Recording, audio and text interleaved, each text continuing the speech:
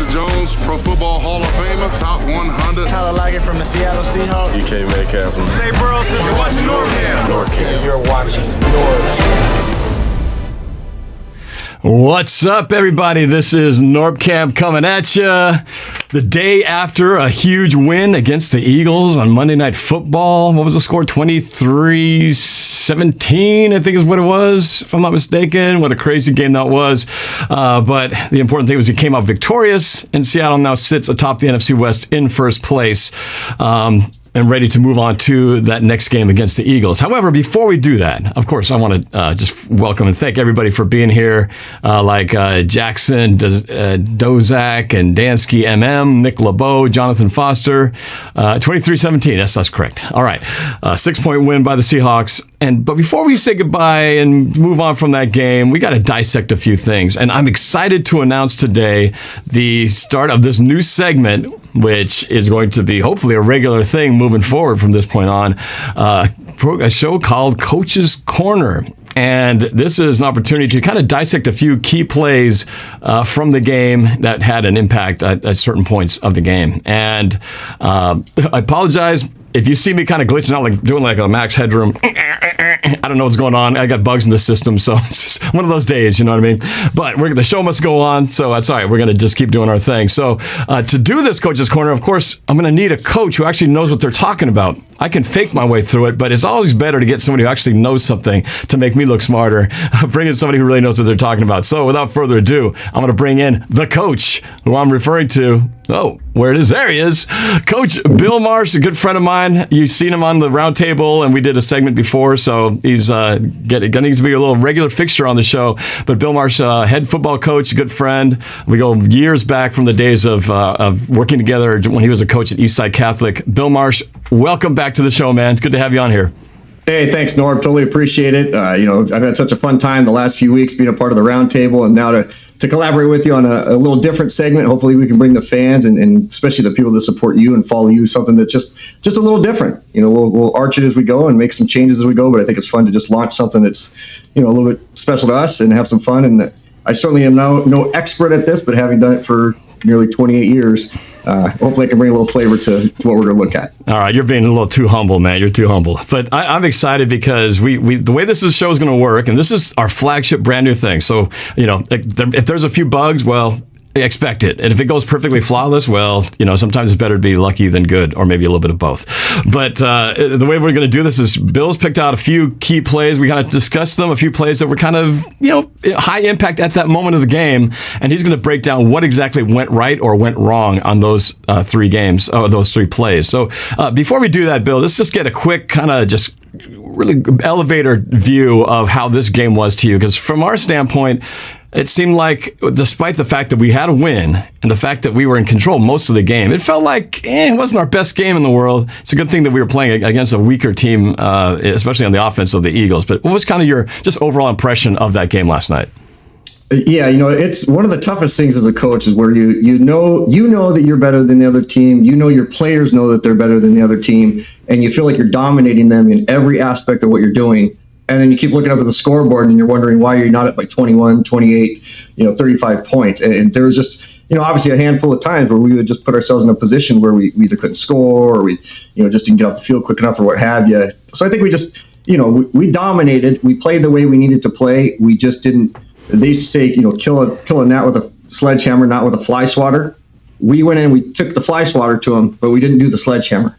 So we'll get there. We're definitely tightening up some things. It was nice to see the defense have a great, performance again. Offense, Russ doing his thing. So, we're getting there. We're getting to that playoff vibe. I think we're starting to find some identity on both sides of the ball. We know we have it on special teams. So, look forward to breaking down a few plays here. Yeah, for sure. And of course, not to be ignored is the fact that the Seattle defense had registered 6 sacks, which was fantastic. And DK Metcalf going off and having just a huge game by himself, putting himself number 1 at the top of the receiving yardage in the NFL. It's just no easy feat. And he could have had more. But let's talk about this game, the good and the bad and some of the ugly in this. So, Bill, you've got a first play to talk about. Describe what that play is. You had it queued up. What play are we going to be looking at here? Well, what we're going to be looking at is the play that took place early in the game. It was the 4th down play where we were going to run an end around to DK, or not to DK, I'm sorry. We were going to run the end around and DK was going to get a block that we needed to have. So I'm going to break that down a little bit for us. That was the 4th down and 2 play, the first drive when we were at the 2-yard line, 1st and goal at the 2, or the 4th and goal at the 2, and we were trying to go for that, get the score instead of the field goal. We all wanted the team to be aggressive, and it didn't work out. I questioned the play call, but we're going to figure out exactly why that play didn't quite work out. So we're going to jump into that in a second. We got to bring up our high-tech telestrator system in here. So, well, as you're bringing this up, I think one of the things I would actually really like the play. I like the play call can be questionable, but the fact that we went for it down there, it's, road game, first quarter, it was about 7 minutes to go in the first quarter. So you're just trying to kill their will right off the bat, right? So to get down there, to show trust in your offense, maybe, do something, but I don't think that our offense in short yardage is what our area, our region seems to think it is. We are not the best at 4th and 1, 4th and 2 with our running game. So I think they just, we're trying a little wrinkle here that as we break it down, we'll see where it might have worked, where it didn't work, and probably some rationale or reasoning as to why they chose to run that play when they did, where they did. Yeah. Okay. So I'm just waiting to get your telestrator stream feed here. Okay. There we go. So we should be. There we go. Up and going. You see it on your end there? I see it. All right. We'll get everybody to the full screen spot here. All right. Just give me just a second here. Clear it out. All right. We're breaking new technology right yes, here. We are. Hopefully YouTube and the NFL don't get on me for the fact that we're showing these plays here, but we're going to try to sneak one through the wet paint real quick. All right, Bill. So break it down for me. What happened? Why did we not score on this 4th and goal at the 2 right here? Well, so what I'm going to do is I'm going to break down this play by just basically showing it once, describing it. I'm not going to keep looping it. I know a lot of times you'll see someone who goes over a play and they just loop it 27,000 times. You don't need that. Those of you who are watching have enough football IQ up here in the Northwest to know a play when you see it, certain things. So my approach here is going to be to trust that everybody out there knows, basic to mid-end terminology. So here's the play. We've got a motion coming here. We're going to hand it off, and we're going to try to loop around the end here. And what's going to happen is DK is supposed to get this block on this end because this left tackle, and I'm always going to use position. I'm not going to use names because that'll help people become a little bit more educated in the play itself. Left tackle is going to loop around to this side. Carson's going to come through here. We're going to get a double team on this guy, and essentially what's going to happen is the loop around Carson, or running back, and left guard is going to create a 3-on-2 situation, and it looks great. Here's why I think they ran the play before I start to break it down a little bit. The week before, when we were talking about BK in the game, as part of the roundtable, we were discussing how because he wasn't catching the football, he was in a position where he missed a crucial block late in the game that a fumble took place. He missed the block. He didn't hustle to get it. So now we go into this week's game, and I have a feeling that the coaching staff got together and said, look, let's put BK in the same exact position, but in a different formation. So he's still slotted, as you can see with the mouse cursor here. He's still in this very tight slot off the edge. His job is to take a quick step, down block this guy, and it's going to be clean to the house. Here's the problem.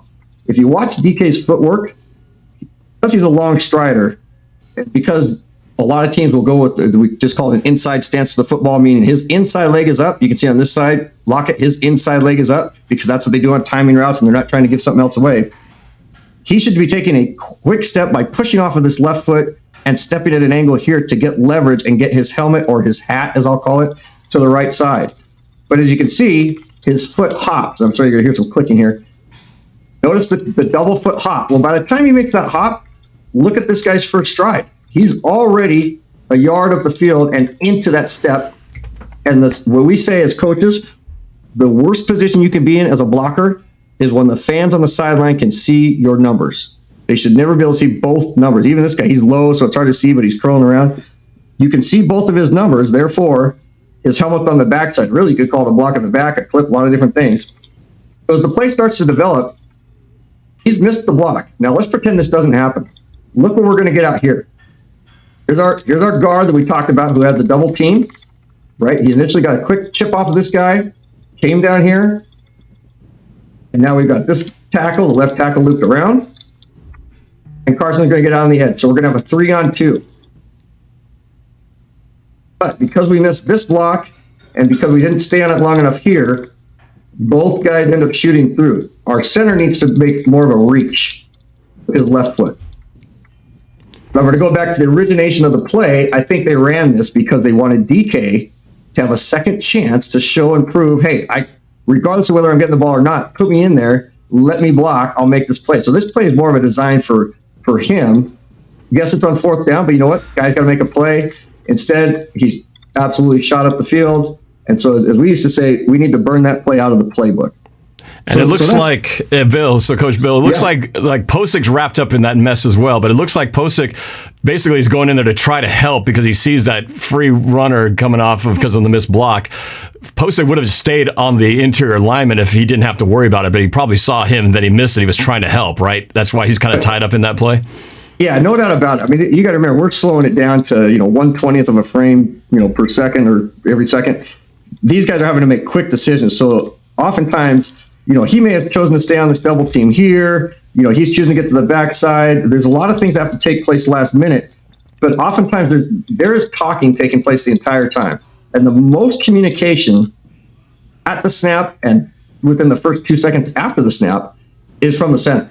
He's talking. He's yelling guys to move, to shift, to step off, and then they also feel each other. I mean, this is why you have practice in spring, and they call them OTAs and stuff in the fall to get this timing down so that they can either feel it or not feel it. So we should have been able to feel that we needed to stay on this double team because there's no stress to get out here to this. Right? I mean, that's still a long ways to go. But he's trusting that our center can get through that. And again, with the speed on this motion, we're not handing it off to a back out of the backfield who's just stationary and feet in cement, right? This guy's going full speed. So you got to trust that by the time he gets it and takes 3 strides, he's already should be beating this defensive end who's getting here because it's a fly sweep. And the origination of the fly sweep by a guy actually started up here, Mark Speckman, is handing the football off and you take a bubble. You do a bubble back here in the back, and it's either called a red sweep, a yellow sweep, or a green sweep. Green meaning take it as far out as you want. Yellow mean reads it. Red means get it and turn it up right away. So the fly sweep that you're seeing here actually originated up here, which is why I love seeing it. But again, you can see as he's getting the ball, there's nowhere to go because this guy's already in his face. So he doesn't even get a chance to bubble around. And because Metcalf doesn't get it. Because what happens if he bubbles around as we finish the playoff? You think he's got a pretty good shot here? We got 2 guys on 2 guys, walled off there, and we've got Carson here as an extra blocker to take care of it. And the worst thing, and I'll guarantee you this, because I did it the first time when I watched it, Norb. This right here, you able to see my mouse moving around? Oh, yeah. Coaches will stop this. It doesn't matter how much money you're making. And they will say the worst thing a player can be doing next, after they've had their numbers to the sideline is turning around and watching their player get blocked. What he should be doing is you missed the block, go to the next level. Instead, you're turning around, you're watching your guy just get absolutely crushed.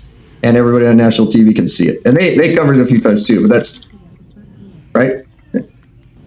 Yeah. But that doesn't affect his receiving. So that's good on that one. So, Bill, I don't know if you want to jump back on camera in here. So so basically what you're saying is that you don't mind the play. You actually think that play would have been successful. The problem simply was execution, particularly execution by one singular player. That was really what it comes down to. Yeah, I'd say 1.5, right? I mean, I'm putting a little bit on DK because, again, I think they ran the play because of what happened last week, because it was such a massive error on his part. He didn't cause the fumble, but he missed the block so poorly and then didn't hustle to go help with the fumble. So now you give a player a chance to recoup in front of his whole team. I mean, sometimes coaches, and having known Pete Carroll a little bit through my mentor, Sherman Smith, there are many times where a coach will bring up 1 or 2 plays in front of the team and say, hey, DK, you missed the play, and Coach Pete Carroll is a very positive guy. He just say, we're going to run a play this week in a crucial situation so that when we come into film study next week, we're going to also highlight the fact that you made the play. Well, now they got to go back to this, show it again, or they won't even show it, and they're going to say, you know what? After the second time when a player can't make the block, we're putting him in a position to fail, which means we're going to fail our team on offense. So I bet we will not see DK in that position the remainder of this season where he's in that tight position, down blocking on the defensive end. it's too hard for him in that stance and everything else. He's just not made to do that. Yeah. Tyler Lockett can make that block. Right. So, and again, we missed a little bit on that center, but I think we probably could have sprinted around that to get around that one. Yeah. Well, DK had almost 200 yards of receiving, and if you just stick with that, right? Well, so what I'm going to say on that is, and again, because I love DK like everybody else, right? But I think that the philosophy of coaching there is you're trying to teach a young player. Last week, when you were pouting by not getting the ball in your hands as a receiver, it impacted your blocking. So the learning lesson here is you missed a block that cost us the 4th down situation early in the game. Did you allow it to impact your receiving, right? And what does a receiver do 75% of the game, right? If we're throwing, if there's 75 plays on offense or 80 plays on offense, and 20 of the times we're going to throw it or 25 times we're going to throw it, that means the rest of the time you're blocking. So you have to take pride in your blocking to truly be all pro, which he'll be because of all the receiving yards. But this is where, in the offseason, I hope he spends a lot of his work. This is what will make him an all-time great player. When he learns how to do this, because then it opens up bootlegs and opens everything else. No one will ever be concerned about him running, clearing out on a bootleg like he's going to block that end, because that's a play that you set up down the road. If he gets that block a couple times, now you get into the playoffs, and in a crucial game, they run that same type of play, but he blocks for a second, and then he heads up the field because teams respect the fact that he can block. They'll lose sight of him, and then he clears it out. But now you can't run the bootleg there. So it's just one of those plays that build on plays type of deal that, again, right. We take the 200 yards, it's awesome, but let's not let one impact the other if you didn't allow one to impact the other this week. So when Wilson goes with him to Mexico next offseason, he needs to work on some blocking drills in addition to just playing catch on the sandy beach, right? That's what he needs to do, in other words. Yeah, without a doubt. Blocking is more a thing of, it's in your heart. You have to want to do it and take pride in it. I love when I see receivers run over to the running back who scores, or running backs go to the old lineman because they're blocking for him. That you have to take so much pride in being excited that your teammate scores a touchdown. And I've said it a couple of times. Again, he's young. He's got a great story. Love that he's in Seattle. But when he becomes that consummate, all about we, us, our over me, my, I, which is very little of the me, my, I, that's when he's just going to be truly special. Yeah. That's a Steve Largent, right? I mean, Steve Largent on Harden, right? Remember that? Oh, yeah. The famous block there? Yep. I mean, granted, it was payback, but this was a game where he showed that he was physical, right? Later in the game. Physical, when it's kind of like mano-a-mano, everybody's going to see me. But when you're not in the limelight of the play, like a lot of those linemen, you have to be able to make that block, especially as physically strong as you are. All right, so let's move on to the next play, because the first part of that quarter, we were dealing with two possessions where Seattle looked like they were just going to stomp all over the Eagles, and we go into that play, they don't get any points out of it. The play falls apart. And then we get another chance, and that's 4th and 2 in Philadelphia territory with the option to kick the field goal, but they do decide to go for it. So, Bill, let's look at that play now. The other 4th down, which at this point in the game, we're thinking, all right, maybe we get this one. Maybe they kick the field goal. We all know the result was not good. So let's talk about what went wrong on that play. Again, DK Metcalf was involved with this one. So it wasn't all just great things for Metcalf that night. We have another play we got to look at here. So, Bill, let's break it down. Yeah, and so just in terms of field position, every coaches have kind of their themes. Like when I say the red zone, everybody knows that the red zone is 20 yards and in. For me as a coach, because I was coaching, high school kids, and then when I hung out with some college coaches, and then obviously with Sherman that I'll reference every once in a while too, some coaches refer to 20 yards and in as the green zone. The red zone is 20 yards back to your own goal line, because green, kind of money. And then you have kind of the mid zone, which is that 40 to 40 area.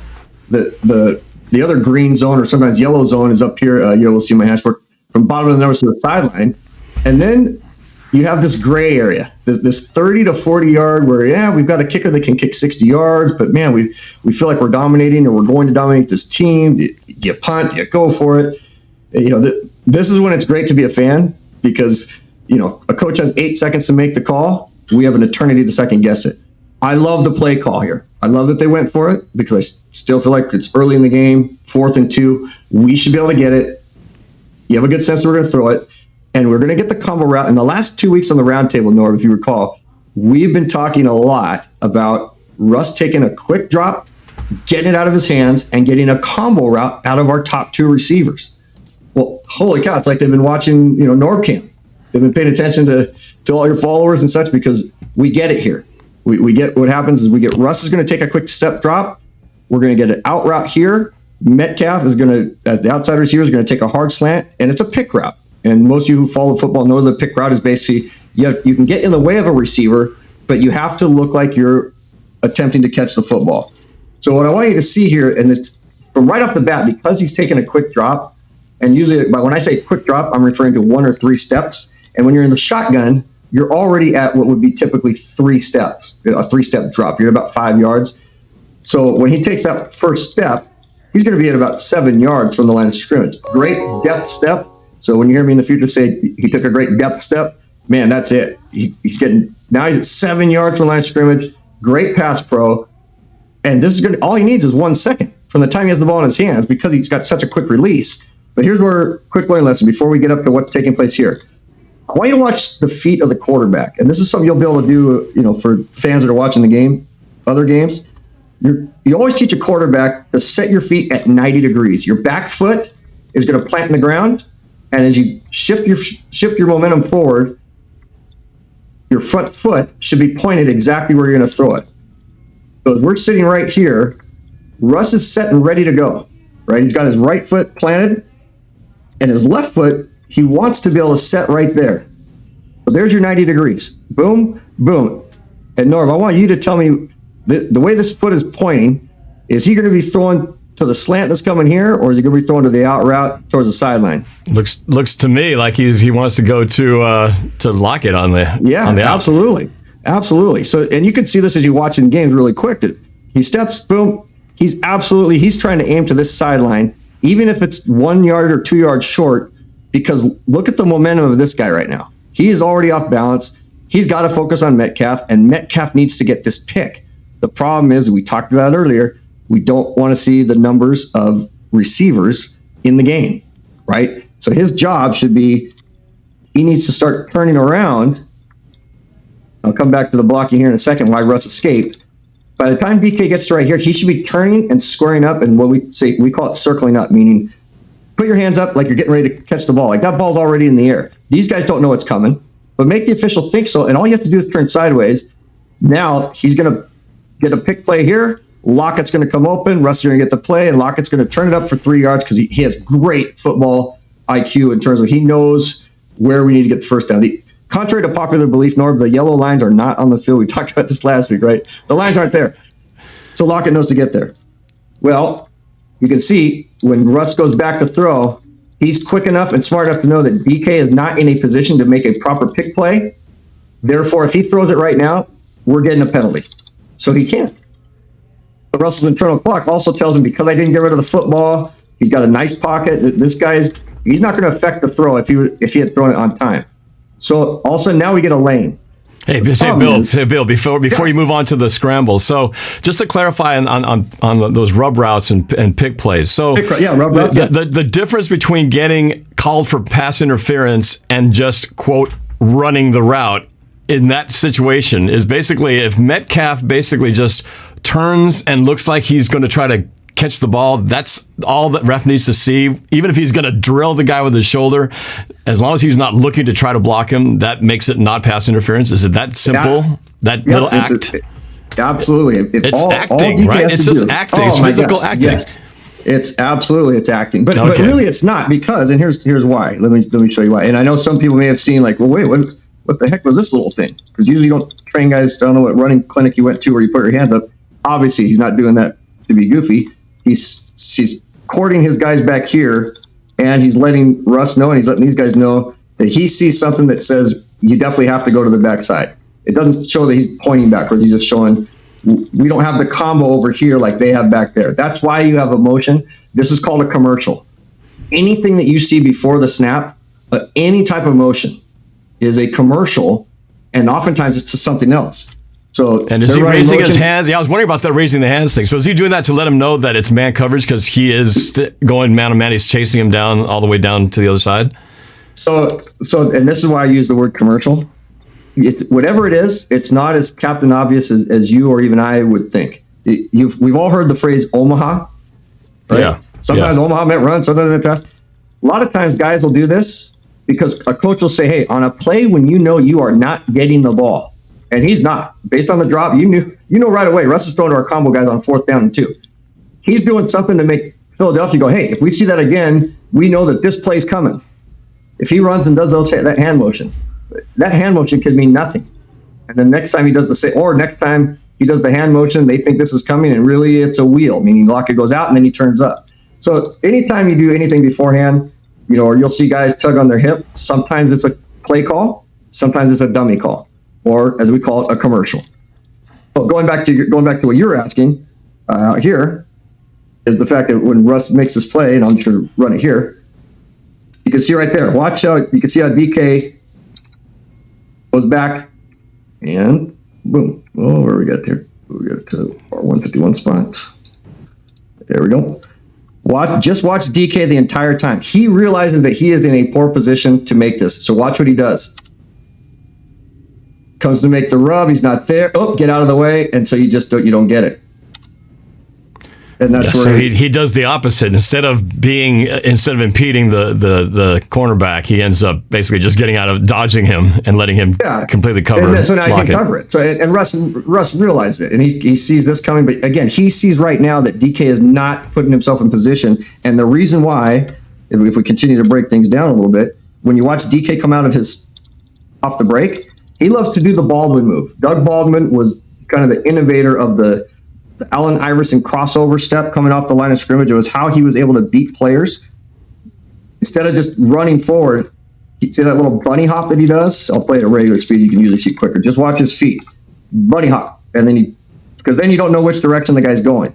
Well, the problem is when he's doing that, the bunny hop takes him away from just simply taking a step. And it's almost like the play we looked at earlier, right? Where he did the little hop thing before doing the block, which delayed him out of his stance by about a split second. Yes. Where if he just does it, we always refer to it as a 6-inch power step. If he would have because you can tell, again, inside leg up, he likes, it may just be a principle for the Seahawks, right? Like, hey, we're always going to go inside leg up because of our timing routes. Our timing routes are based on strides. But we also say take a 6-inch power step. Every player has that rule somewhere in different plays, the 6-inch power step.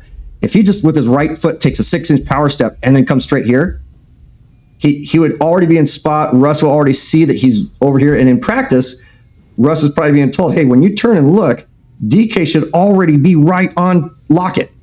So throw it.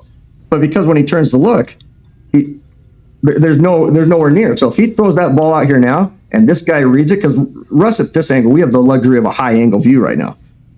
Down there at the field view, he can't really tell that this guy's off balance a little bit. Well, if he throws that ball out there, we don't get this. He could get intercepted. Now we're down 7-0, and now it's a totally different ballgame. And now everybody's questioning why did we go for it, right? So that's it. So and then Russ starts to go, you're just in trouble because the last piece I'll say on this is, sure, Russ can scramble at times, but it's not designed to be a scramble because of the protection we're running, which was a quick 1-step or 3-step drop, depending on how you look at it. These guys are being blocked quickly. We often refer to it as a fire block. I mean, just quickly block them, and then that's going to be it. But watch the momentum of these 3 guys as I play it at regular speed because the play's happening so quick. Boom, they're all able to just turn.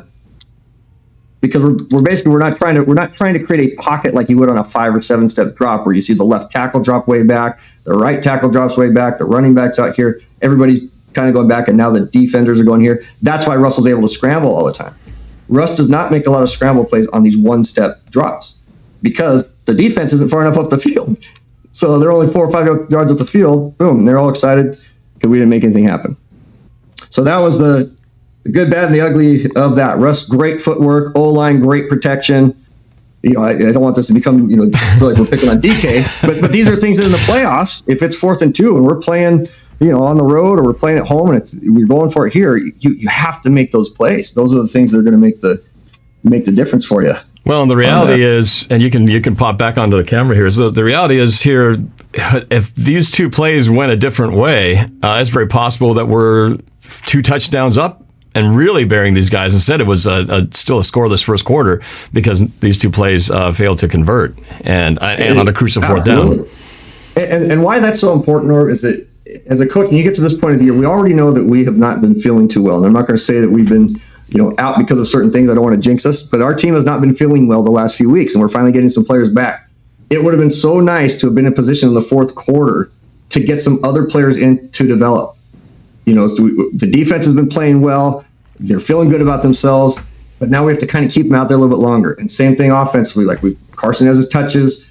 Russ is doing his thing. Gosh, if we're up 14-0 on that right there early in the game, I mean, the game's over for Philadelphia. All the fans are leaving, even though there's no fans there, but they're all taking off, right? They're turning off their TV. They're watching something else. Instead, we're battling, and they score kind of the last, backdoor touchdown stuff, but you're having to play a different game. You're having to call the game different, and it's just nobody's relaxed.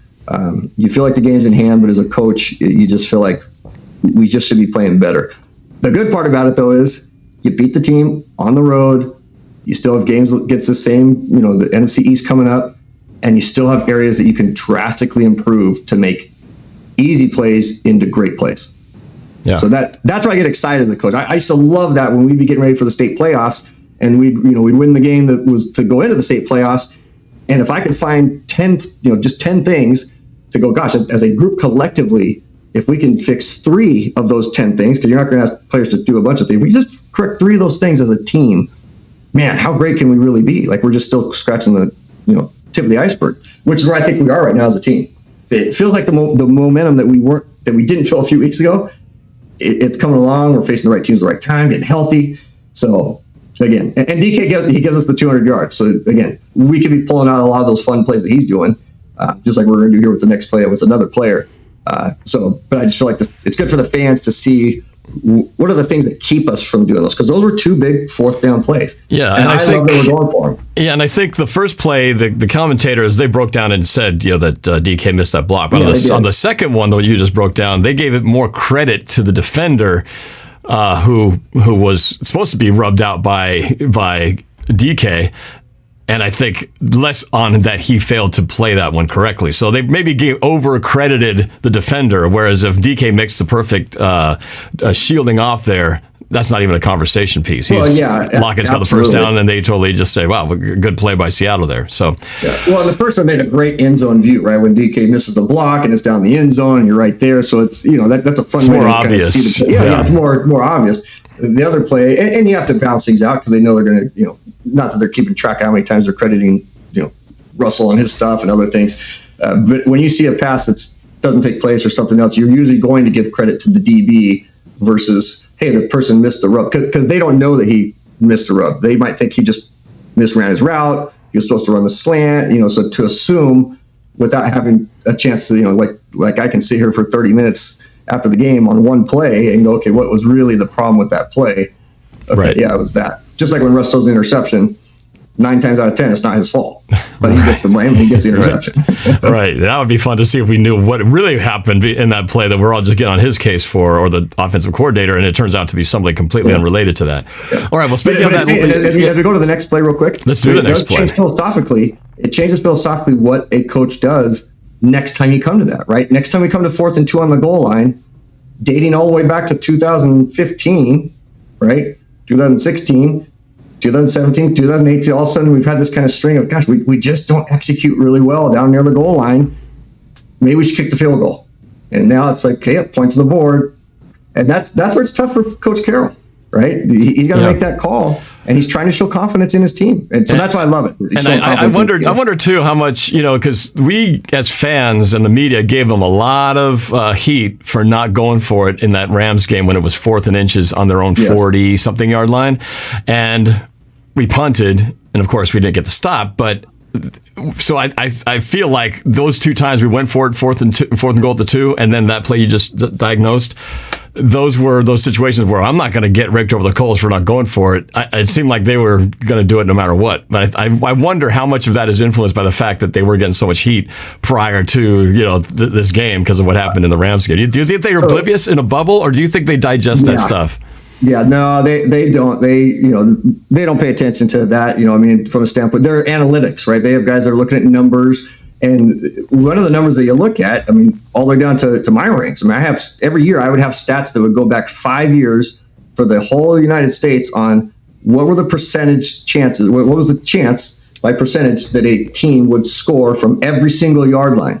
So if we're going to go for it on 4th and 2 from the goal line, there's a 99.8% 7% chance over the last 5 years that a high school team is going to drive it 98 yards the other way and score. So we might as well go for it because we know we're going to get the ball back. 4th and 2 in the gray area, that 35 to 40 yard line. I knew just in my head that, okay, over the last 5 years, there's only going to be about 70% of high school teams that can drive 65 to 70 yards. Well, they're doing the same thing in the NFL. They're not just looking at what do we do offensively and what has our series been there, but they also know that Philadelphia, when was the last time they went on a 98-yard drive? I mean, that's what coaches do. When people wonder what does a coach possibly do all week, and again, I mean, I would spend time with Sherman, when he was back with Tennessee. That guy would come home at 1 a.m. and then he was gone at 4 a.m. And back then, I was 21, 22, younger guy. What do you do for 15 hours? And then he would run through the course of what he did, and it was like, man, you're the running backs coach with Eddie George. Holy cow, you have a lot of breakdown you have to do, and numbers and all those other things. So it's fun if you love that type of stuff like I do. It's great. You have that information, but it takes time. It takes time to do it. So. Well, let's get to that third play now. We can't be all in the entire negative. So let's look at a positive play and end on a positive play. The final play that we want to look at here. What play are we talking about here, Coach Bill? So this is middle of the late part of the second quarter. I think we all felt like we were already dominating the game, and this is the play that we're going to go to Carson here. And I mean, he does a lot of great stuff. And I used to run a clinic every year. I was a part of a clinic where I would bring plays in, and it was talking about the other hero, the other 10 heroes, where I'd show a play, and then I'd ask everybody, who made the play on that, and everybody knew it was the kickoff return guy scored a touchdown, or the running back that made a great play. And then I'd take it back and show them, let me show you the unsung heroes of this play, like why it really happened. Half of this play, the hero is the hero. The other half, it's the unsung heroes that help us make the play. So let's go into this. You able to see it on your end there, Norb? Yep. Okay. So as we get to the play, it's what we're going to have here. We're in a trips position. Simple run, and we've seen this many, many times. Now, one thing I do want to show you is, and I think people have been asking this a lot on the round table, and I've heard it outside, is, why do we not run the read option so much? Well, because different offensive coordinator, but I have a feeling that there's going to come a point in a crucial game when Russell's going to keep the ball here. So I'm going to talk about the regular play. Teams are they're no longer respecting the fact that he is, a threat here. But just keep an eye on that. Those of you who are watching or who watch later on, at some point in a big game, he's going to keep this ball, because I'm noticing teams more and more are no longer respecting. They're just going right after the running back. So that said, here's the unsung heroes is the first part of the play. And the unsung heroes most of the time are what I like to call the pillars of power, because every good building is built on pillars and a great foundation, and your pillars are the 5 offensive linemen. So here's what we have. You get a great wall block right here by these 3 linemen. I mean, it is fantastic.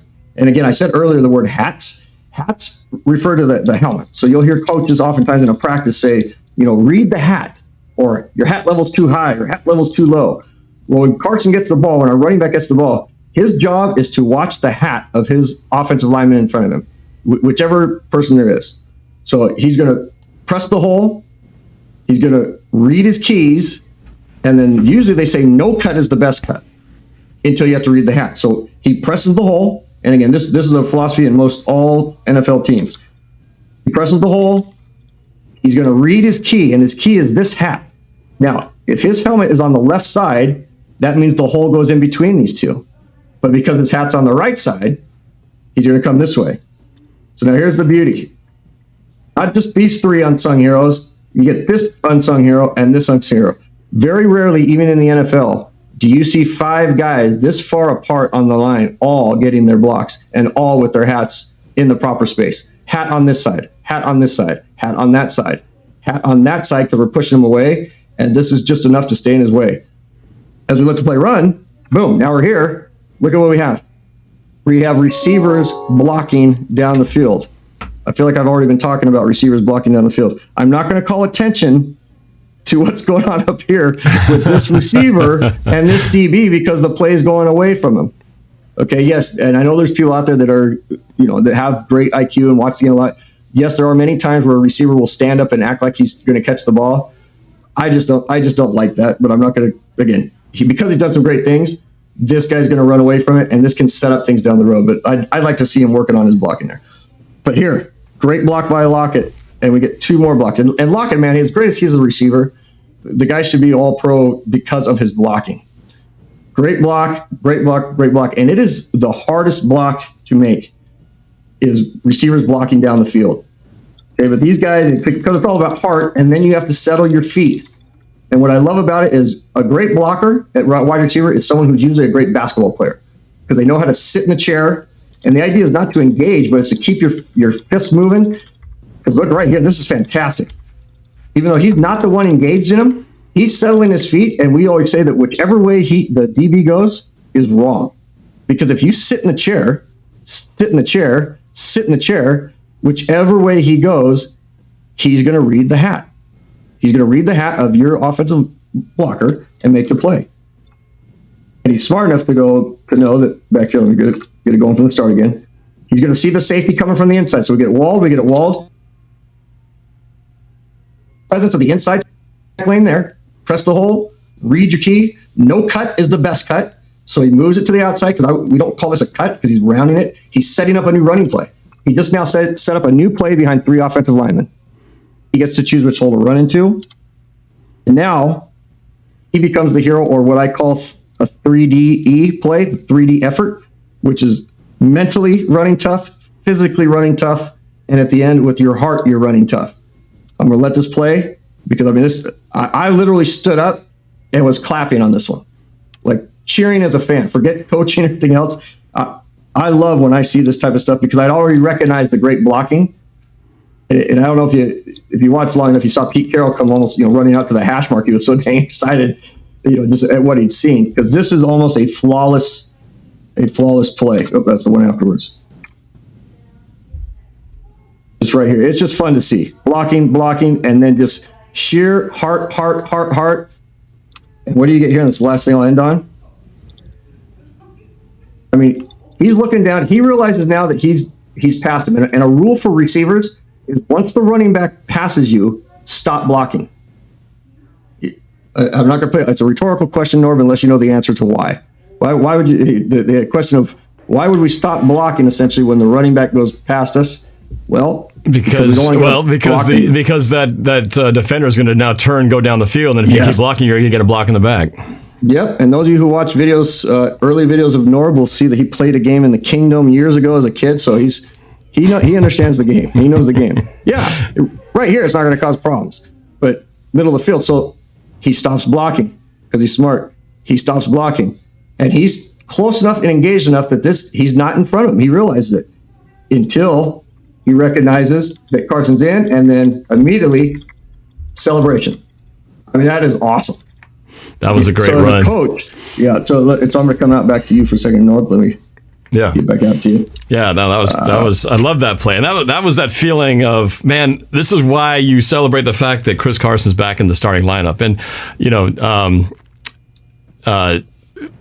Carlos Hyde was great in his absence and had some good runs in that game as well. But Carson, it would have been nice to see him more. We could have been in a position to develop some others. As much as we need Carson back there. It felt like, didn't you feel like he was on a pitch count, that they were intentional? Because there were times I'm going, is he hurt? What's wrong? Why is he in there?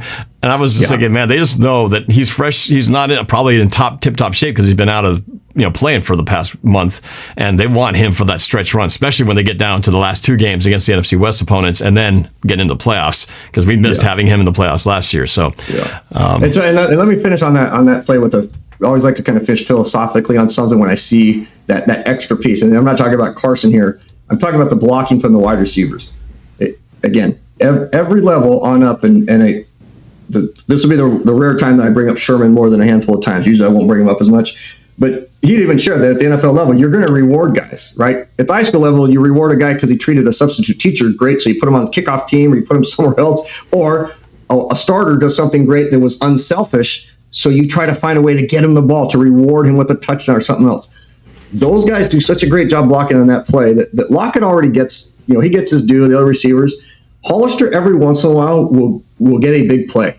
And I'm a big fan of Hollister, but I've always noticed that he gets those throws, or he'll score a touchdown in a quarter or a half or a game where he had done something really, really special. And on that one, great block. Then he puts his hands up in the air because he's so excited that his teammate scored. Then he runs over to him and he's patting him. I mean, everything you want to see in a teammate is him. It's him, right? As much as we talk about Russ and those other guys, man, I would love to coach 48 Hollisters because they're just going to give you everything they got. So I wouldn't be surprised if next week we see Hollister in the end zone because he gets rewarded, or on a short yardage, something that they're going to try to get him a touch and reward. Oh, that's interesting. Yeah, you don't think about those things, those behind the scenes thing that we would never know. Like, oh, why did he go to, why did David Moore get that touchdown in that one instead of going to your DK or the Lockett? And it won't be at the expense of the team. So don't confuse it from a standpoint of, well, if it's a close game, let's not force the ball to Hollister. No, it's the opposite. Let's get him the ball because he's gonna continue to block hard like that. A guy's not, even if it's in their internal instinct to do it. A guy goes 4 or 5 games without the ball being thrown to him, and he's technically called a wide receiver or a tight end. They get frustrated. You go a few games, you get frustrated. You want to hear your name called, right? You got family watching you. You don't want them to watch 4 games go by and you didn't get the ball thrown to you. But I blocked great. Well, nobody gets overexcited that you blocked great, right? Don't put that on your resume.